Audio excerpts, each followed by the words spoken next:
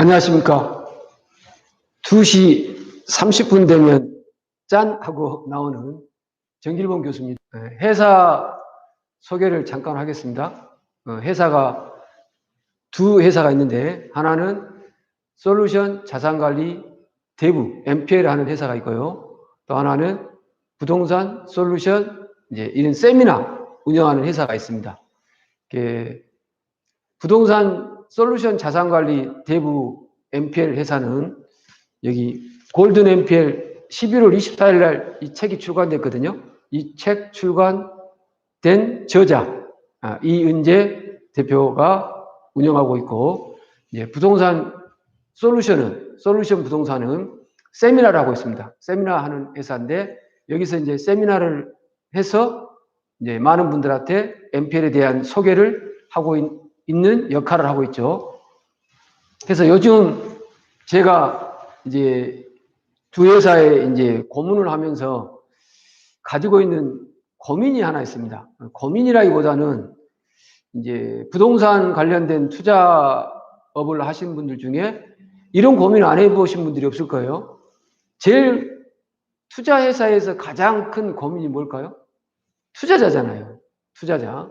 그래서 투자자를 어떻게 모을 건지, 저 같은 경우는, 이제 우리 같은 경우는 물건은 많이 있거든요. 저희가 이제 물건은 많이 있고, 이제 수익을 낼 수 있는 물건도 있는데, 이게 이제 투자자를 모집하는 게 제일 어렵더라고요. 그래서 이제 이 투자자분들에게 어떻게 다가갈 건가에 대한 고민을 많이 하고 있는 중입니다. 그래서 저희 부동산 솔루션이 매일 월요일부터 금요일까지 강의를 하고 있죠. 세미나를 2시 반부터. 그것도 무료로 하고 있죠.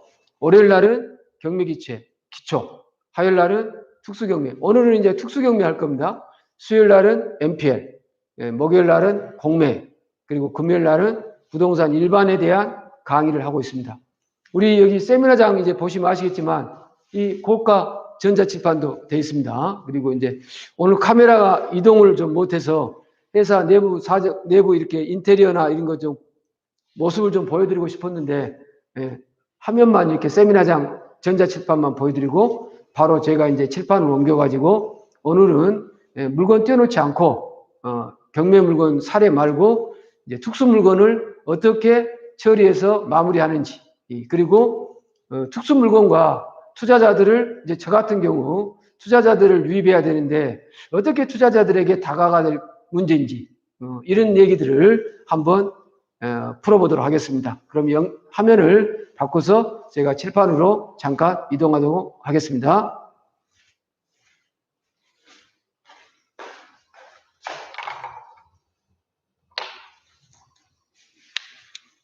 우리가 이제 경매에서 특수경매 영역 분야가 있죠. 제가 보니까 특수경매는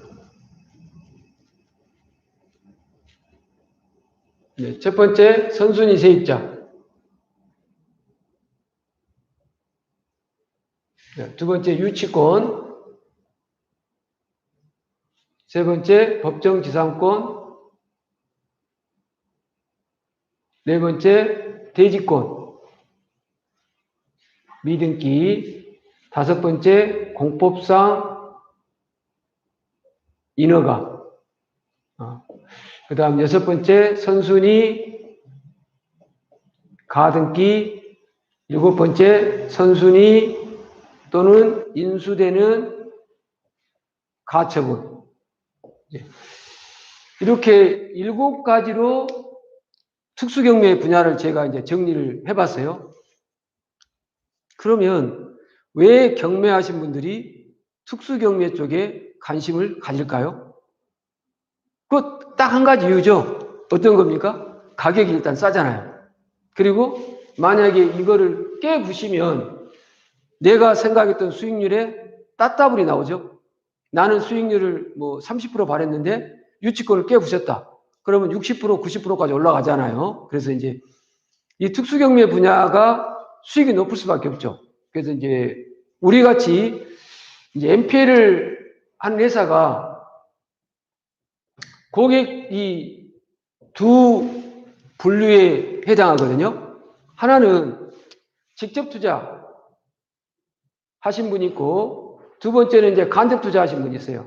간접 투자는 이제 배당이거든요. 그러면 이제 간접 투자도 개인이 하는 경우가 있고, 공동 투자를 하는 경우 있잖아요. 또 공동 투자로 가면 이제 사적 공동 투자가 있고, 준공적 공동 투자가 있고, 공적 공동 투자가 있죠. 사적 투자는 말 그대로 이제 계약이고, 당사자 간의 계약이고, 준자가 붙어 있는 것은 공공기관이 인정해준 기관에서, 그게 이제 P2P죠. 자, P2P나 크라우딩, 펀딩. 그리고 이제 완전 공적 기관이라고 할 수 있는 이제, 여기는 니치 회사도 있겠네요. 니치 회사도. 그리고 이제 국가에서 하는, 뭐 이제 공공기관에서 하는 그런 투자 형태가 있겠죠. 공공기관은 별로 없겠죠. 그래서 이제 이렇게 나눠줄 수 있어요. 우리가 이제 NPL 이제 고객을 만드는데, 직접 투자란 자기가 직접 예를 들어서 낙찰 받아가지고 소유권을 취득하는 거예요. 이제 간접 투자라는 것은 배당이 목적이, 수익이 목적인데, 개인이 다 자기 돈을 다 들여가지고 NPL을 매입해가지고 자기가 다 배당을 다 받아가는 경우 있고, 공투는 이제 한 5명, 10명이 모여가지고 계약서를 써가지고 공동 투자하는 경우 있고, 이제 P2P 같은 경우는 이제 P2P 회사가 공동 투자할 수 있는 사람들을 모아서 이제 돈을 투자해 주면은 이제 NPL 회사가 이제 그걸 마무리해서 수익금을 나누는 그런 경우가 되겠죠. 이제 그러다 보니까 제일 이제 뭐 말 돌려서 하지 않을게요. NPL 회사를 운영하는 사람들 입장에서는 이제 고객을 만드는 이 일에서 제일 어려운 게 뭘까요? 고객을 어떻게 유입시켜야 되는데, 고객을 창출해야 되는데, 고객을 창출할 방법이 마땅히 크게 없는 경우에 우리가 제일 많이 쓰는 카드가 뭐예요?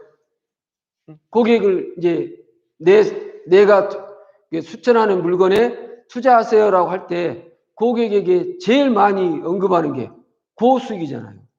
고수익. 여러분 1억인데 연 20% 준다고 그러면 얼마 주는 거예요? 2천만 원 주는 거잖아요. 1억인데 1억을 투자했는데 연 20% 준다고 그러니까 은행에 넣어놓으면 10만 원도 나올까 말까 하거든요. 그런데 2천만 원을 준다고 그러니까 이거 안 할 사람이 어디 있겠어요? 안 할 사람이. 그래서 이거를 이제 뭐냐면 미끼를 던지죠. 그러다 보니까 첫 단추가 잘못 낀 거예요. 첫 단추가 이제 잘못 낀다는 말이 이제 무슨 얘기냐면, 첫 단추가 잘못 낀다는 말이 무슨 얘기냐면, 이제 이거를 이렇게 연 15%, 20%씩 준다라고 약속을 해놓고 고객을 모아서 실제 배당으로 갔을 때 연 20%를 만들어서 고객들한테 줘야 되는데, 연 20% 나오면 내가 사채 써가지고 내가 투자하지, 내가 이상한 사람 아니고는 굳이 내가 뭐 고객들한테 돈을 줄 필요가 뭐 있어요? 응? 아니 연 20% 나온 물건을 내가 투자하지 뭐 고객들한테 나눠줘야 할 이유가 뭐가 있을까요? 연 20% 나온다 한다면 고객이고 뭐 이런 거 다 필요 없이 그냥 어디 사채 들어다가 투자해가지고 내가 돈을 벌어가지. 그게 앞뒤가 안 맞는다는 거예요. 그러다 보니까 이제 뭐가 생기냐면 무리수가 생기고, 일단 고객을 어떻게 끌어와야 할 거냐에 대한 여기에다가 포커스만 두다 보니까, 그리고 여기서 너무 우리들 말로 뻥 까는 얘기들을 많이 하다 보니까 여기 마무리가 안 되는 거예요. 이런 일들이 악순환되다 보니까 이제 투자자들 입장에서는 나 그거 못 믿을 사람, 이제 이렇게 돼버리는 거예요. 그래서 이제 제가 이제 드리고 싶은 얘기는, 일반인들은 예를 들어서 요 개인 뭐 공투 이런 분들 있잖아요. 요 사적 투자 이 영역에 있는 분들. 이분들이 이거 여기 투자할 수 있어요? 특수경매? 투자할 수 없거든요. 그러면 이제 MPL 회사인 내 입장에서는 이분들한테 벌써 이익을 하나 반은 주는 거예요. 내가 여기서 20% 수익률을 보장해 준다. 이 말 안 해도 10%만 보장해 드릴게요 라고 해도 20%를 보장해 준다는 말보다 더 강한 메시지가 전달될 수 있잖아요. 그게 뭐예요? 개인들은 여기 접근 못 하잖아요. 여러분 경매 한 1, 2년 배웠다고 선순위 세입자, 유치권, 법정지상권 막 이런 거 들어갈 수 있어요? 없거든요. 첫 번째, 이분들한테 드릴 수 있는 메리트가 20%라는 말을 안 해도 첫 번째, 하이 리스크가 있는 물건을 투자할 수 있는 기회를 드리는 거잖아요. 하이 리스크가 있다는 말은 돌아오는 건 뭐예요? 하이 리턴이 수잖아요. 그 일반인들 입장에서는 유치권이나 이런 문제를 접근할 수가 없는데 일반인들이 솔루션이 제공하는 MPL 물건에 유치권 있는 물건을 투자를 해서 자기들은 위험 부담이 하나도 없잖아요. 만약에 이 사람들이 MPL이라는 우리 회사를 통하지 않고 자기가 여기를 들어가서 오판하게 되면 몽땅 다 뒤집어 써야 되잖아요. 몽땅 다. 그러면 뒤집어 쓰지 않는 것도 하이 리스크가 돌아오지 않는 것도 이분들한테는 하이 리턴이라는 거예요. 왜 하이 리턴이 꼭 금전적으로만 수치상으로만 산술적으로만 돌아가야만 하이 리턴입니까? 그거는 이 상거래에서 형평성이 안 맞는 거잖아요. 한쪽이 위험부담을 안으면 다른 쪽도 그 위험부담은 반 정도는 같이 안고 가야 되지 않겠어요? 왜 이런 얘기를 가감하게 못하냐는 거예요.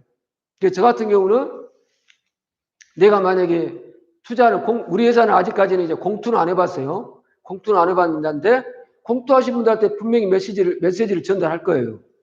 야, 당신들이 들어가 봐라 그러면. 그럼 당신들 들어가 봐야 빌라, 아파트 뭐 이런 것밖에 없는 거 아니냐. 그건 수익률 뻔하는 건데 그 은행이자 두세 배. 그런데 은행이자보다 10배 더 많이 받고 싶다. 그러려면 하이 리스크가 있는 물건에 들어가야 되는데 당신 들어갈 배짱이 있냐고. 그러면 여기서 실질적으로 당신이 투자한 돈에서 리턴이 제로라 한다 하더라도 마이너스만 안 나온다라는 투자 물건이 된다 한다면 고수익이 나올 수 있는 하이 리스크가 있는 물건에 투자할 수 있는 게 그리고 투자를 해주고 이 하이 리스크가 있는 물건의 리스크는 전부 이 회사가 안고 가겠다. 그래야 상생이 되지 않겠어요? 리스크도 이 회사가 안고 가고 하이 리턴의 20%도 다 이 사람이 줘야 되고 그런 게임이 되어 있어요. 불공정한 게임이. 그런데 왜 이걸 말을 못해요? 뭐가 아니 20%가 하이 리턴 있으면 내가 하지 굳이 고객들한테 줍니까? 그래서 뭔가 좀 이렇게 좀 오픈되는 마인드가 필요할 것 같아요. 오픈돼. 얘기할 건 얘기하고 책임질 건 책임지고 줄 건 주고 그래서 대신 하이 리스크가 있는 이런 물건을 우리가 다음과 같이 이렇게 깨겠습니다. 라고 하는 어떤 서류 같은 걸 잘 정리해 준다 한다면 내가 투자자라 한다면 이 사람들이 제시하는 어떤 서류나 어떤 진행 절차를 서류 같은 걸 믿고 투자할 수 있다 없다? 있다. 왜? 개인이 투자해서도 잘못되면 리스크가 생기잖아요. 그런데 이쪽에 전문가인 사람들이 하는 거니까 나는 투자를 했지만 하이 리턴 안 돈다 하더라도 1%만 들어온다 하더라도 리스크가 없는 투자를 할 수 있다라고 이렇게 저는 고객들한테 얘기할 수 있고 고객들을 설득하려고 합니다. 그래야 서로 살지. 이거 리스크 있는 물건을 들어갔는데 20% 준다고 해가지고 만약에 20% 못 준다고 한다면 말 그대로 뭐예요?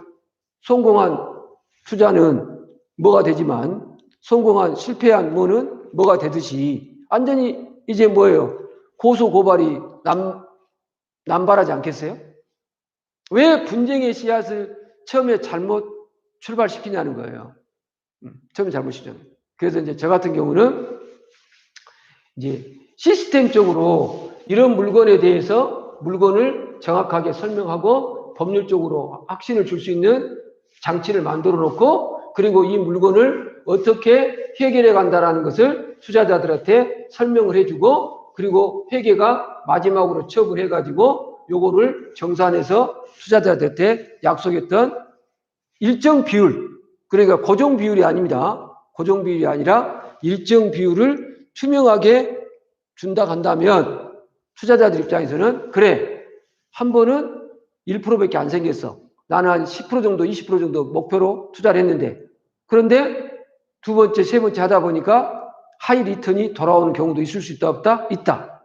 그러다 보면은 이제 투자자들과 우리하고 신뢰가 쌓이면 일단 투자자들은 저희가 올려놓은 물건은 정확하게 이 사람들은 이 분야의 전문가야 라고 하면서 믿음을 주지 않겠냐는 거예요.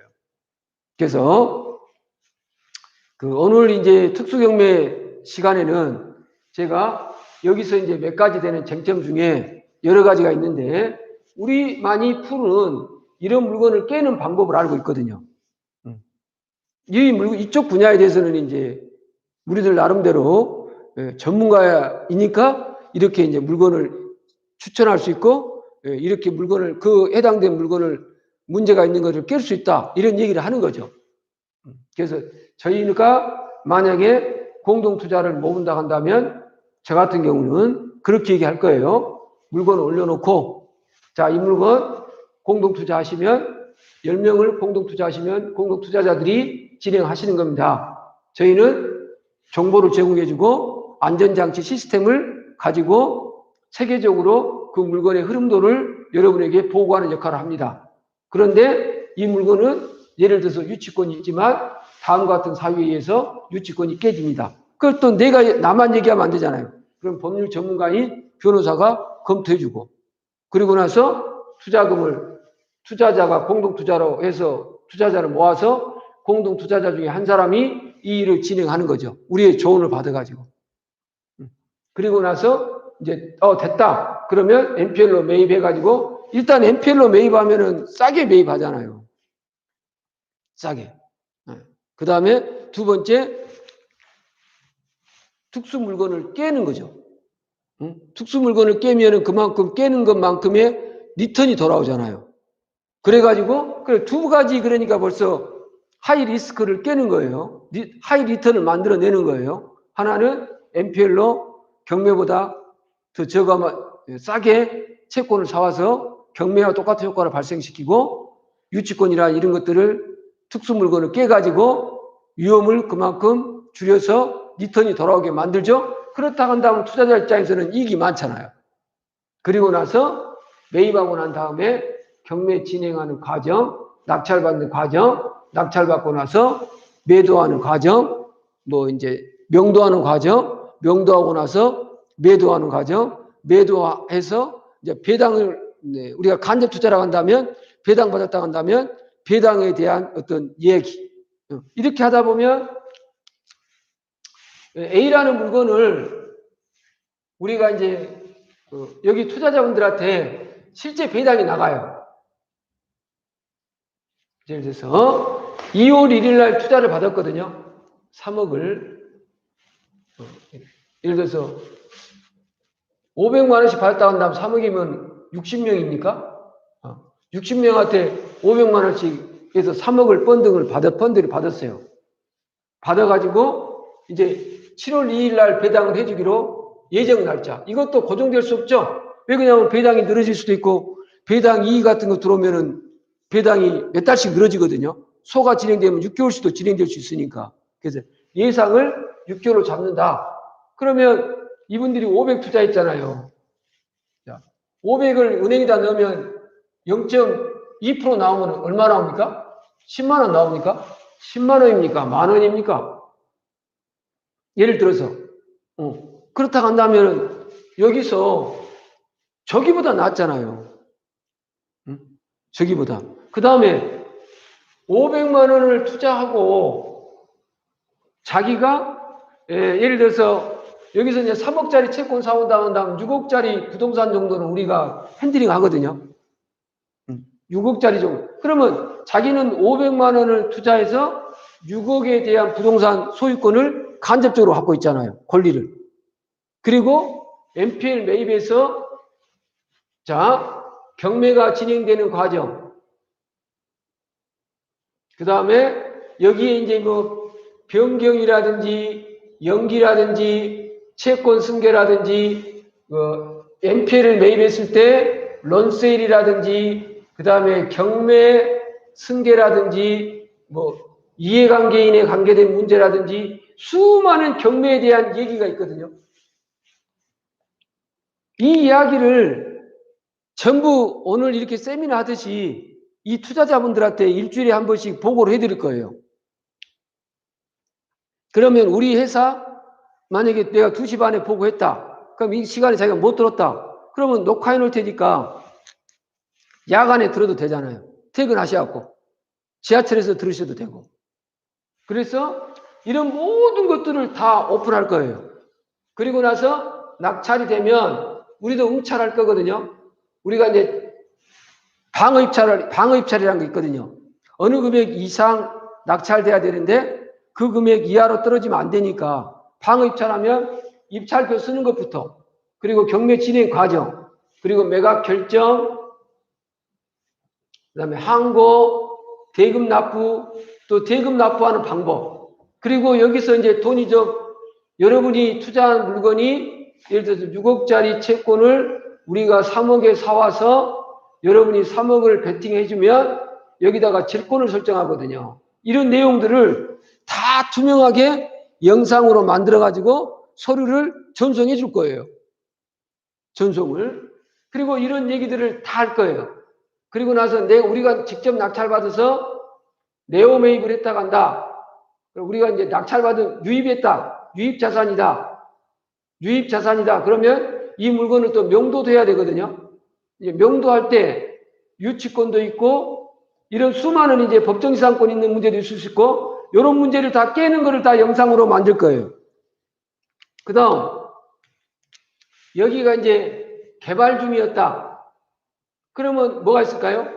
행정관청으로부터 개발행위 허가나 건축허가를 받았을 거란 말입니다. 그럼 이 개발행위 허가나 건축허가를 또 깨야 돼요. 그래야 이 땅을 사거든요. 사람들이. 이런 것도 다 깰 거거든요. 그리고 나서 하자가 없는 것을 다 만들어 놓고 정상적인 토지로 부동산으로 만들어 놓고 그 다음에 이제 매각을 할 거예요. 그럼 매각할 때 어떻게 광고하는지 금액을 어떻게 정하는지 이런 걸 다 투명하게 여러분한테 공개를 할 거예요. 투자하신 분들한테.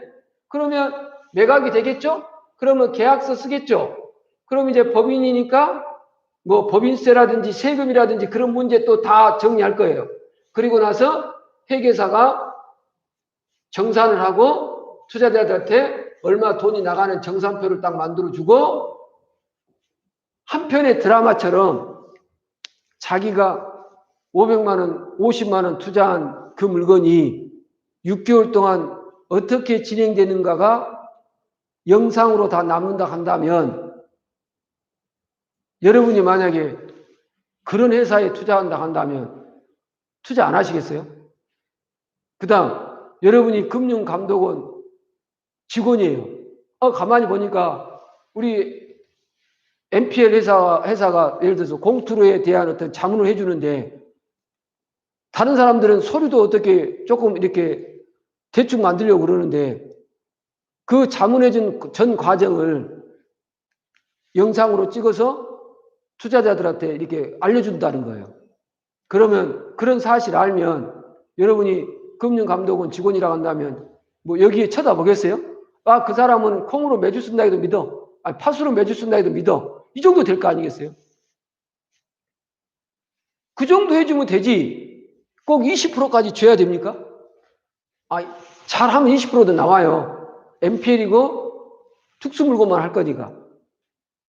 20%도 20% 넘게 나올 수도 있죠. 60%, 100%까지도 나올 수 있어요. 그러나 60%, 100%, 20%를 준다고 해버리면 그때부터는 이제 우리가 발목이 잡히잖아요. 그러면 같이 가는 사람이 아니죠. 일방적인 관계가 되어버리잖아요. 일방적인 관계가. 그래서 제가 이제 여러분한테 이제 드리고 싶은 얘기는, 제가 옷 좀 잠깐 벗을게요.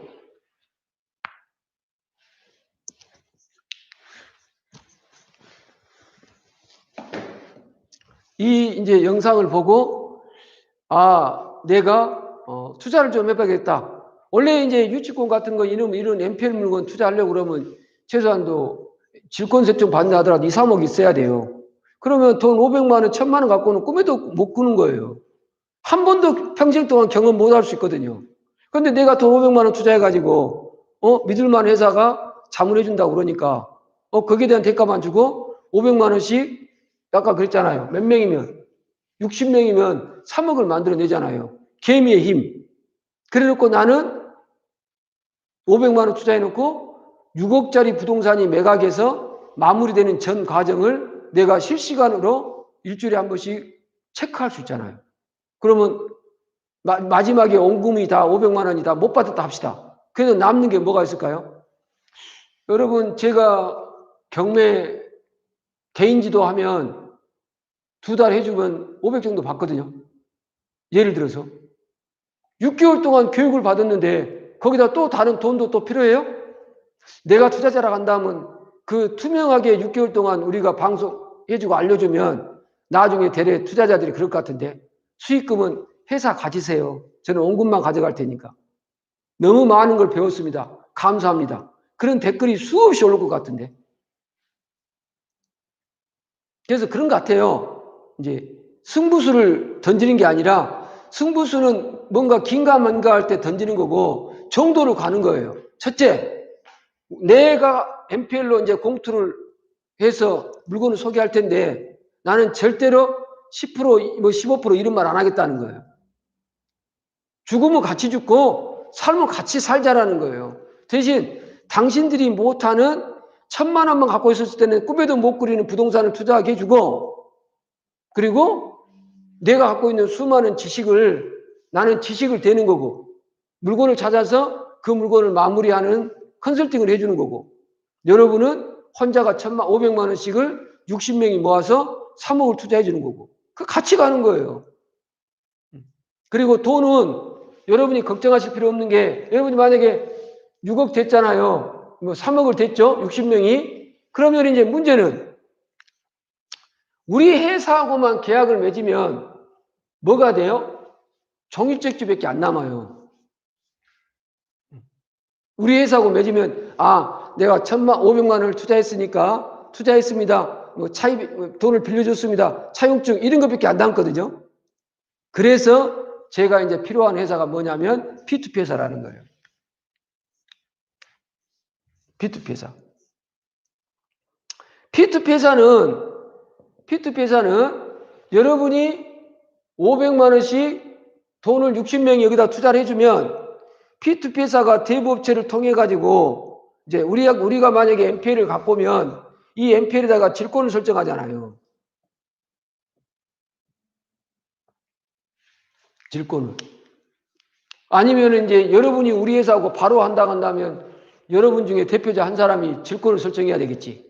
예를 들어서 아니면 법인을 하나 만든다든지 그렇게 해갖고 이제 질권 설정이 들어가겠죠. 그런데 그럴 필요 없이 P2P 회사 같은 경우는 바로 질권에서 들어올 수 있으니까 대부업체가 있거든요. P2P 업체가 대부업체가 있거든요. 대부업체 없이 P2P 회사를 운영할 수 없으니까. P2P 시스템을 끊고 들어오면 우리하고 딱 맞다라는 거예요. 그러면 투자자들한테 나를 믿으세요라고 할 필요는 있다 없다? 없다. 왜요? 투자 금액이 전부 뭘로 설정되어 있으니까? 질권으로 설정되어 있으니까. 질권으로. 그래서 제가 이제 요청드리는 게 P2P 회사가 나는 NPL을 갖고 공투를 이끌고 하고 싶은데 공투를 이끌고 하면은 또 숫자가 많아져 버리면 이게 복잡해지니까 공투를 하면 5명만 넘어가도 배가 산으로 가요. 배가 산으로. 그런데 이제 그러다 보니까 소액 투자가 더 장점일 수 있거든요. 그만큼 이제 의견이 한 사람이 정해지면 P2P 회사한테 이렇게 정해지면 그놈으로 꾹꾹 할 수밖에 없으니까. 그래서 제가 이제 생각하는 바가 우리는 NPL 특수경매만 들어갈 건데 이 물건을 들어가야 되는데 이제 우리 회사도 투자금이 한정이 있잖아요. 그러다 보니까 투자금이 계속 들어올 수 있는 방법은 투자자를 모아야 되는데 대신 그 투자자들한테 다른 회사처럼 10%, 20%, 30% 보장해준다 이런 말 안 하겠다는 거예요. 왜? 내가 사기꾼 되고 싶지 않으니까. 그러나 그 말을 안 하더라도 투자자들이 이 물건을 투자해서 자기가 돈이 되겠다라는 판단을 할 수 있는 좋은 자료, 그 다음에 시스템, 그리고 말로만 하는 것이 아니라 이런 영상으로 보고를 갖는 이런 시스템을 갖고 투자자들을 모아서 그런데 또 투자자들한테 투자금을 모을 때 종이 쪽지로 써주기 그러니까 P2P 회사를 이용해 가지고 P2P 회사가 우리 사오는 NPL 근저당권에 질권 대출해서 질권을 담보 잡아서 채권자들이 자기 투자 금액이 확실하게 된다는 걸 알고 그리고 NPL 매입해서 매각해가지고 회계 정리하는 것까지 일주일 한 6개월 정도 걸리거든요. 6개월 정도. 그 6개월 전 과정을 영상으로 찍어서 매주 한 번씩 고객들한테 투자자들한테 설명해 준다 한다면 이게 홍보만 잘 되면 나도 투자하겠네요. 500만 원 나 갖고 있어. 보니까 시스템적으로 너무 정확해. 종이 쪽지 몇 개 올려놓고 투자하세요. 그게 아니야. 항상 모든 건 영상으로 살아서 움직이는 것처럼 실물을 보고 현물을 보고 그래서 움직이더라는 거예요. 등기할 때 항상 법무사 입회하고 법무사 명함 다 나오고 평가할 때 변호사 나오고 변호사 이름 다 나오고 변호사 연락처 다 나오고 회계할 때 회계가 어느 법인에서 회계 처리한다 이렇게 내가 들어간 돈이 질권 설정되어 있다고 한다면 질권 저당권 질권 권리증 딱 이렇게 올려놓고 그래야 확실하지 않겠어요? 그래야 운영하는 사람이 변수가 생겨도 불안하지 않지. 갖고 날라버리지 않지. 그런데 여기서 출발할 때 20% 주겠다라고 19% 주겠다라고 뻥 까놓으니까 중간에 가다가 변수가 생기고 NPL 6개월 이상 넘어갈 수 있거든요. 1년 가는 것도 있어요. 우리 회사도 지금 1년 넘게 가는 것도 있어요. 왜? 배당이 들어와버리면 배당이 안 되잖아요. 그래서 수많은 변수가 있는 게 NPL 시장이죠. 대신 그만큼 하이 리턴도 있다라는 거죠. 이런 얘기들을 잘 전달하면 제가 봤을 때 내가 달성할 수 있는 목적을 달성할 수 있을 것 같아요. 저는 앞으로 이제 내년부터는 공투도 할 텐데 이런 식으로 하고 싶어요. 이런 식으로. 공투를 19% 보장 이렇게 하지 않고 일정 비율 수익률 n분의 1 되는 상품 소개 500만 원으로 10억짜리 부동산을 취득할 수 있는 간접 보유할 수 있는 기회 그게 니치잖아요. 그런데 니치를 또 설립하려고 그러면 복잡해지잖아요. 그런데 현행법에서는 이거 P2P는 금지 안 하고 있으니까 대부업법에 적용받잖아요. 허용하고 있잖아요. 법적 제도거든요. 법적 제도. 제 혼자 하면은 문제가 있을 수 있죠. 그리고 고객 꼬시려고 원금보장 그러면 유사수신행위법이 걸리잖아요. 그래서 여러 가지 문제가 있어서 검토해 본 결과 P2P 회사가 있으면 좋겠다는 생각을 한번 가져봤습니다. 자, 그러면 제가 이제 이 특수 물건과 우리 회사가 여러분에게 이제 다가가는 어떤 그런 일들을 말씀을 드렸는데 이제 요 유치권에 대한 얘기를 한번 잠깐 해볼게요.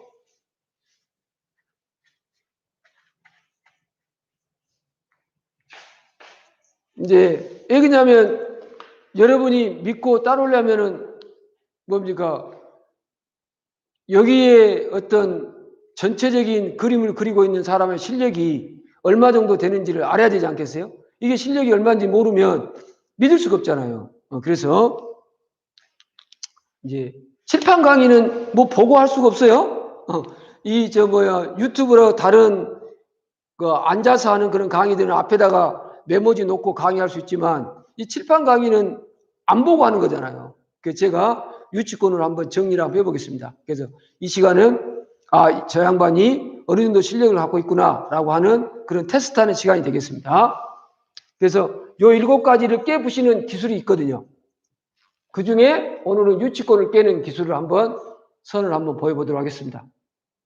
유치권은 2가지 방법으로 깹니다.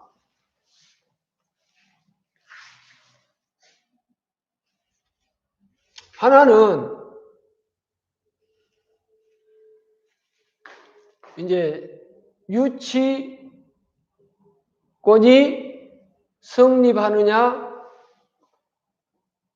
성립하지 않느냐의 쟁점을 깨는 것이 있어요. 그럼 여기는 뭐예요? 여기는 유치권이 성립하지 않는다. 그러면 깨지는 거고, 유치권이 성립한다. 그러면 내가 이제 마이너스 손해가 나는 거죠. 이건 여기는 이제 성립이 되느냐, 안 되느냐가 관건이에요. 그런데 대법원 판례에 보면 이런 게 있어요. 이쪽 분야는요, 여기서부터 여기까지는 뭐냐면 성립된다라는 거예요.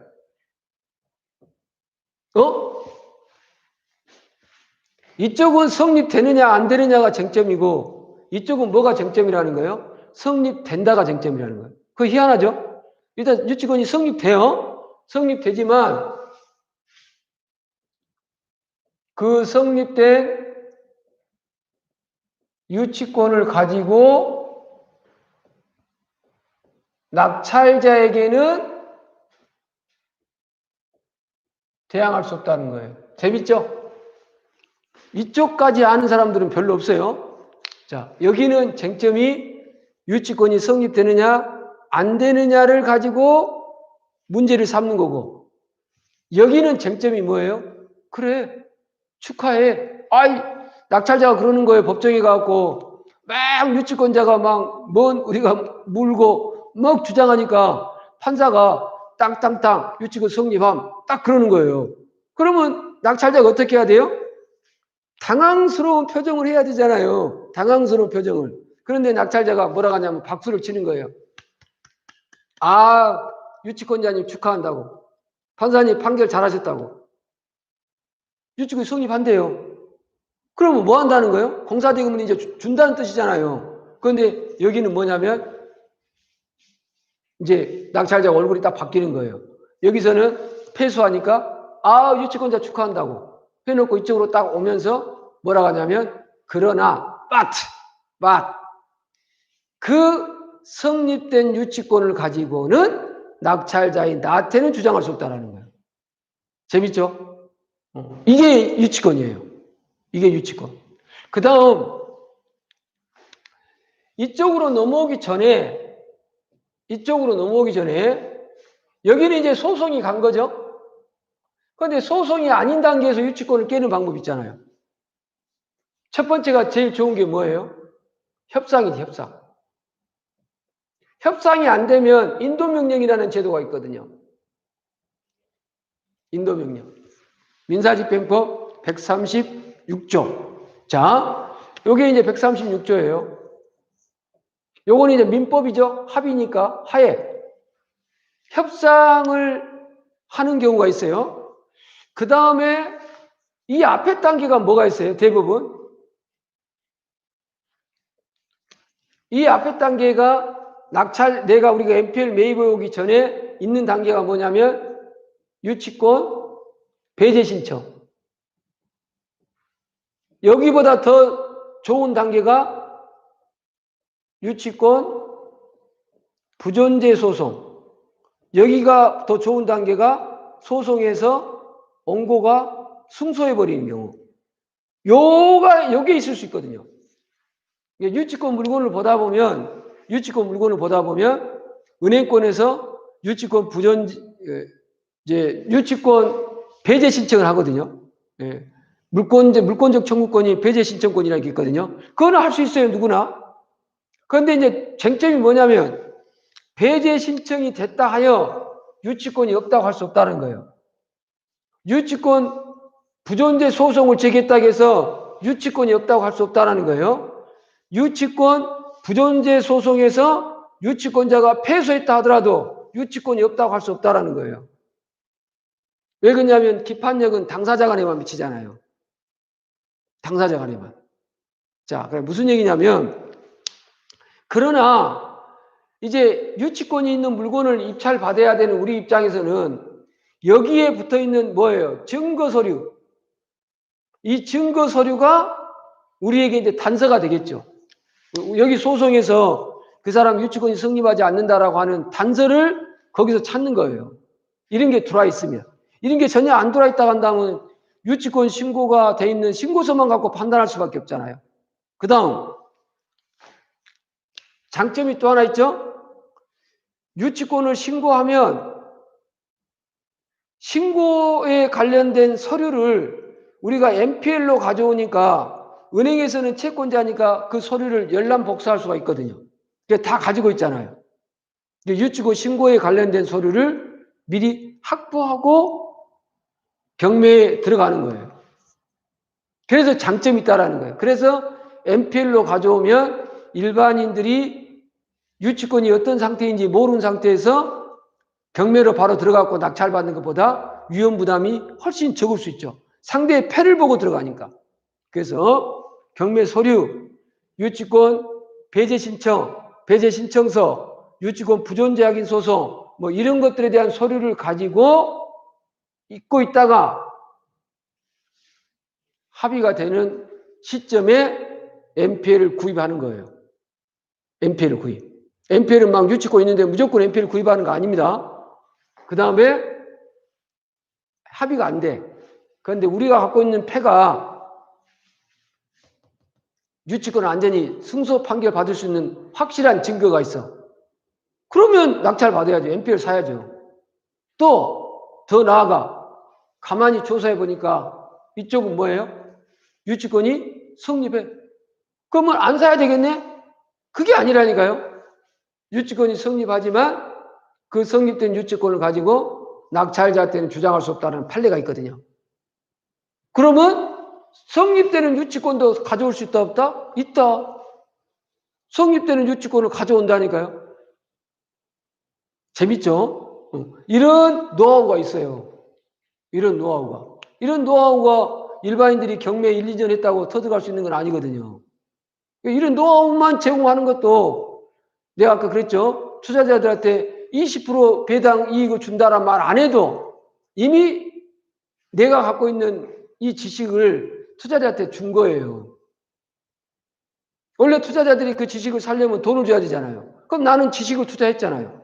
투자자들한테는 20% 수익을 안 줬다 하더라도 나는 내 지식을 투자해 준 거잖아요. 이렇게 서로 상생해야 되지 않겠어요? 뭐 지식도 주고, 20% 수익도 주고, 위험 리스크도 다 안고, 안 해, 그러면. 그런 일을 뭐 하는지 합니까?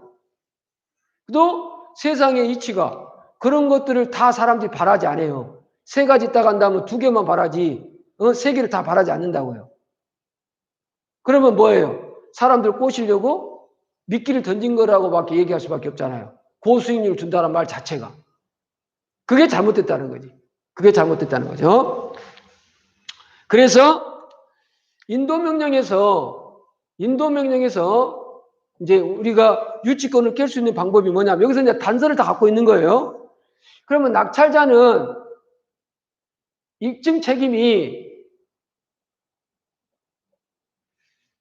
유치권자가 거기에 점유하고 있다라는 사실만 증명하면 돼요. 증명하면.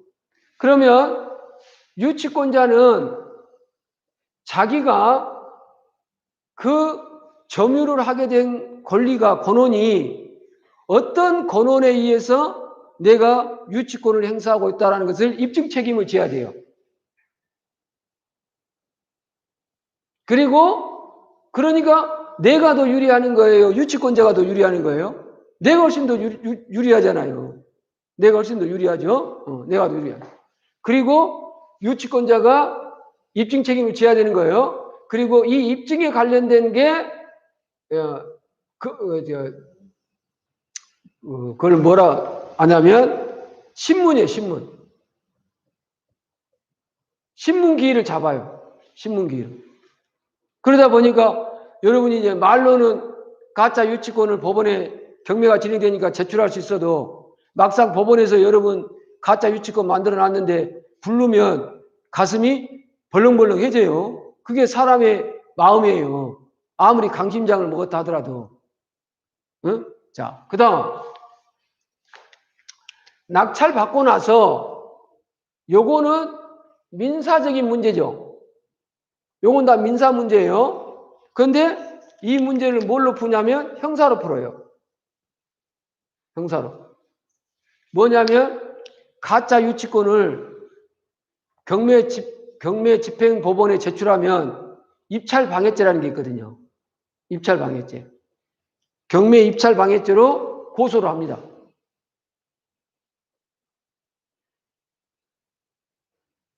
그러면 조사범까지 처벌받아요.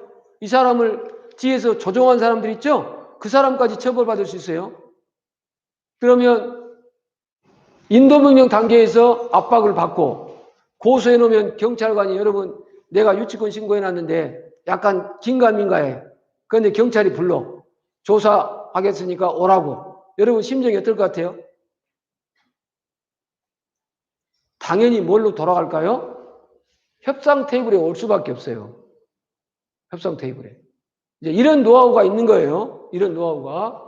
그랬는데도 협상이 안 되네. 그럼 다음 단계 있죠.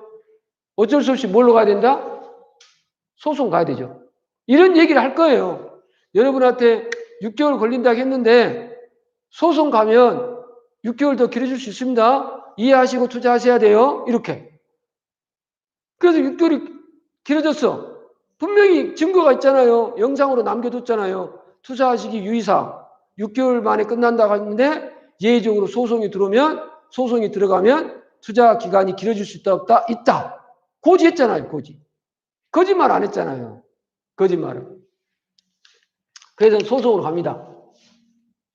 소송에 가면 우리는 낙찰자는 유치권 부존재 소송을 제는 게 아닌가. 소의 이익이 없어요. 명도 소송을 하는 거죠.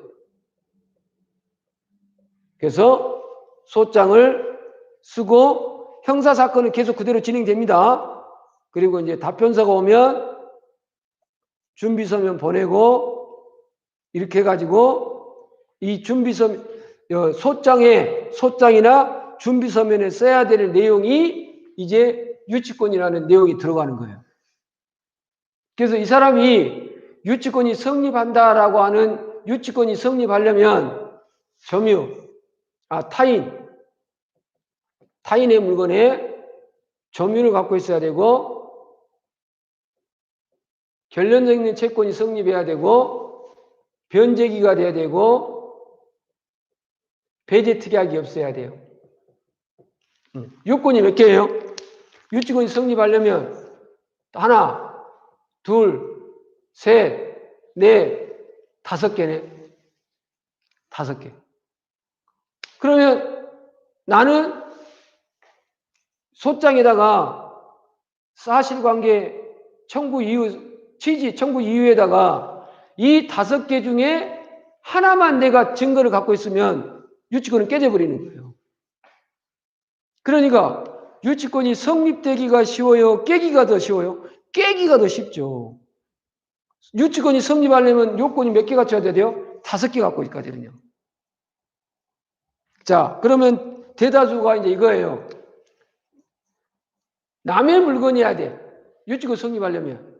그런데 공사업자가 여기 이제 A가 있었는데 이 A가 누구냐면 이 건축주의 B의 건축주하고 한 회사야. 공사를 했는데 이 건축주 회사, 시행사 회사 직원들하고 이 사람들이 뭐 같이 담합해가지고 도모해가지고 건물을 짓고만 그런 한 회사야. 그런데 경매가 나오니까 어떤 행정상 처리 때문에 시행사가 공사업자를 또 하나 만들어가지고 공사를 했거든요. 그런데 한 회사야. 임원도 거의 같아. 그런데 부도가 나니까 이 공사업자 A가 유치권을 주장하는 것은 자기 회사라는 거예요. 자기 회사. 그럼 자기 회사니까 유치권이 주장된다 안 된다? 안 된다. 이런 판례가 하나 있거든요. 그 다음에 이 점유는 직접 점유가 있고요. 간접 점유가 있고, 그 다음에 적법 점유해야 되고, 불법 점유가 있는데, 유치권은 불법을 원인으로 점유를 하게 되면 유치권 성립이 안 돼요. 울타리를 뚫고 들어가고 거기다가 공사를 했다든지 그런 게 있잖아요. 이러면 불법을 원인으로 점유를 하게 되면 유치권 성립이 안 됩니다. 그 다음, 이제 적법 점유라는 것은 이제 정당한 권한이 있어야 되겠죠. 그다음 직접 점유가 있고 간접 점유가 있는데, 유치권자가, 공사업자가 거기에 점유를 하고 있어야 돼요. 그런데 점유가 예를 들어서 관리를 맡겠다고 한다면 뭡니까? 관리회사가 점유를 하고 있지 않겠어요? 그런 거를 이제 간접 점유라고 그래요. 직접 점유는 관리회사고 간접 점유는 이제 유치권자고, 예. 세콤 이런 데 이제 회사에 들어있죠. 이런 거다고. 그러니까 유치권자가, 공사업자가 간접 점유를 하고 다른 사람을 직접 점유로 해도 되는데, 채무자를 직접 점유로 하고 유치권자가 간접 점유하는 것은 유치권 성립이 안 돼요. 유치권 성립이. 그 다음, 점유라는 게 뭐냐면, 펜스를 치고, 자, 컨테이너 박스를 갖다 놓고 경비 아저씨를 세우고 수호하면서 프랑카드를 걸어놔야 유치권이 있다라고, 점유가 있다라고 인정하거든요. 점유가. 그래서 유치권을 가지고 있다가 이 점유를 상실해버리면 유치권 없는 거예요. 점유를 상실했다고 한다면 유치권 없는 거예요. 그 다음, 이 결련성 있는 채권이라는 게 뭐냐면, 공사대금이라든지 비용 상환 청구권, 필요비, 유익비가 결련성 있는 채권이에요. 그러니까 자재대금 이런 것들은 결련 있는 채권이 아니라는 거예요. 그래서 채권이 다 있다 하여 모든 채권이 다 유치권이 성립되는 결련성 있는 채권이 아니라는 거예요. 그 다음 더 중요한 게 뭐냐면, 채권은 성립됐지만 성립 때문에 채권이 소멸되어 버린 경우가 있거든요. 채권 소멸 사유가 변제, 경계, 면제, 혼동, 상계, 소멸시효. 채권이 이런 원인에 의해서 이미 소멸돼 버렸다는 거예요. 아니면 공사대금 채권이 공사 완료일로부터 3년이 지났다 한다면 소멸시효가 걸리거든요. 소멸시효 중단이나 중단 사유를 안 해놨다 한다면 채권 소멸시효로 소멸돼 버렸어요. 그러니까 유치권이 있다 없다? 없다. 이런 걸 캐는 거예요. 그 다음에 이 사람이 공사대금을 줬다 한다면 계약서 있어야 되겠죠? 그 다음에 노무자 임금 줘야 되겠죠? 부가가치세 납부해야 되겠죠? 법인세 납부했어야 되겠죠? 이 공사에 관련된 모든 서류가 있어야 되지 않겠어요? 공사하고 관련된 서류가 없다. 그럼 뭐예요? 그럼 말로 했어요? 하물며 부가가치세 발급받은 것까지 다 제출하라고 하는 거예요. 소송에서. 법인회사라고 공사회사라고 한다 하면 1, 2억 공사했다고 한다면 그 정도는 있어야 되지 않겠어요? 그 다음 공사대금이 변제기 있어야 돼요. 변제기가 도래해야 되거든요. 변제기가 도래 안 했다고 한다면 공사대금 청구는 없는 거예요. 유치권 없는 거예요. 그 다음 배제 특약이 뭐냐면 원상회복이에요. 원상회복. 자, 그럼 우리는 어디서 이제 많이 실무에서는 유치권을 깨냐면 이 원상회복에서 유치권을 깨요. 유치권 원상회복은 공사업자가 원상회복 계약서를 써준 사람뿐만 아니라 다른 모든 사람한테까지 의무를 부담하거든요. 그러면 상식적으로 우리가 은행이 어떤 이제 공사를 하다가 만약에 은행이 대출해줬다 한다면 은행권에서 여기 공사하고 관련된 사람들한테 뭘 받았을까요? 공사 은행 대출해주면서 유치권 포기약서 같은 거 받았겠죠? 그러면 이 유치권 포기약서 같은 것들을 은행권에서 다 갖고 있다 없다? 갖고 있다. 그래서 이제 우리가 유치권 포기약서 같은 걸 갖고 있는 거예요. 이렇게. 여러분 이 방송을 듣고 계신 분도 계시겠지만 아무것도 안 보고 여기서부터 여기까지 설명할 수 있는 사람 나와 있으면 대한민국에 있으면 나와보라고 해봐요. 이거 쉬운 게 아니에요. 아무것도 안 보고 자기가 유치권에 대한 법리를 정리하는 뭐 변호사분들 유명하신 분들 계실 거예요. 이제 또 강의하는 것과 법리를 전개하는 건 다를 수 있어요. 영역이 다르니까 나와서 강의해 보시라 하세요. 대한민국의 유치권 최고의 전문가들 내 자랑이 아니라 오늘 여러분한테 설명했던 이 짤막한 이 시간에 이런 내용 아무것도 안 보고 유치권에 대해서 정리할 수 있는 사람 나와보라고 해보세요. 쉽지 않아요. 이 정도 내공을 가지려면 공부 많이 해야 돼요. 실무도 많이 알아야 되고. 그래서 이런 것들을 이런 지식을 이런 데이터를 가지고 유치권이 있는 물건, NPL 물건을 도전할 거예요. 그리고 이쪽은 안 가르쳐, 오늘은 시간이 없어서 좀 생략하려고 그래요. 오늘 다음 시간에 또 이제 시간이 되면 하려고 하니까. 그래서 저희가 NPL 물건을 가지고 이제 공투하려고 하는데 이제 투자자를 좀 모아야 되는데 여러분이 투자할 때 이렇게 전문 지식을 갖고 그 다음에 고수익을 보장하는 것이 아니라 보장하는 게 뭐다? 완벽한 시스템에 의한 서류, 체계 이런 걸 보장하는 회사를 믿고 투자를 해준다 한다면 여러분 투자는 성공할 수 있다라고 믿어 의심치 않습니다. 오늘 강의는 여기서 마치고 좋아요, 구독, 알림 설정 꼭 해주시고 많은 후원 해주시기 바랍니다. 감사합니다.